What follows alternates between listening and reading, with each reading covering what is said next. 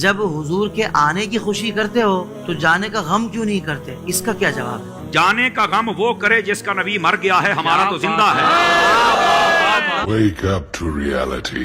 مدینہ کا سب سے روشن دن وہ تھا جس دن آپ صلی اللہ علیہ وسلم مدینہ تشریف لائے تھے۔ مدینہ کا سب سے تاریک دن وہ تھا جس دن آپ مدینہ چھوڑ کر رب کے سامنے پیش ہو گئے۔ صحابہ کرام کو یقین نہیں آ رہا۔ عمر رضی اللہ تعالیٰ عنہ فرماتے جو کہے گا کہ اللہ کے رسول صلی اللہ علیہ وسلم فوت ہو گئے، میں اس کی گردن اڑا دوں۔ آپ اسی طرح اللہ سے ملاقات کے لیے گئے جس طرح موسیٰ علیہ السلام گئے تھے، کچھ دیر میں آپ واپس آ جائیں۔ ابوبکر صدیق رضی اللہ تعالیٰ عنہ حجرے میں داخل ہوئے، چہرے پر چادر تھی، وہ چادر ہٹائی، آپ کے ماتھے پہ بوسہ دیا اور ساتھ میں فرمایا اللہ کی قسم اللہ آپ پر دو موتیں کبھی جمع نہیں کرے۔ باہر نکلے، لوگوں کو مخاطب کیا اور تاریخی جملے کہے، من کان یعبد اللہ فإن اللہ حی لا يموت ومن کان یعبد محمدا فإن محمدا قد مات۔ جو اللہ کی عبادت کرتا تھا اس کو جان لینا چاہیے، وہ ہمیشہ سے زندہ ہے، سب کو قائم رکھے ہوئے ہے، اس کو موت نہیں آنی۔ جو محمد صلی اللہ علیہ وسلم کی عبادت کرتا تھا وہ جان لے، آج محمد صلی اللہ علیہ وسلم وفات پا چکے۔ ساتھ ہی آیا پڑھی وما محمد الا رسول، محمد صلی اللہ علیہ وسلم اللہ کے رسول کے سوا کچھ نہیں۔ قد خلت من قبلہ الرسل، آپ سے پچھلے رسول بھی اس دنیا سے چلے گئے۔ افا امات او قتل انقلبتم علی اعقابکم، اگر آپ فوت ہو جائیں یا شہید کر دیے جائیں کیا تم اپنی ایڑیوں پر پھر جاؤ گے؟ ومن ينقلب علی عقبیہ فلن یضر اللہ شیئا، جو اپنی ایڑیوں پر پھرے گا وہ اللہ کو ہرگز کوئی نقصان نہیں پہنچا سکتا۔ عمر رضی اللہ تعالیٰ عنہ نے آیت سنی، گھٹنوں کے بل گر گئے اور کہنے لگے مجھے ایسا محسوس ہوا یہ آیت آج میں پہلی مرتبہ سن رہا۔ آپ صلی اللہ علیہ وسلم اللہ کے حضور پیش ہو گئے۔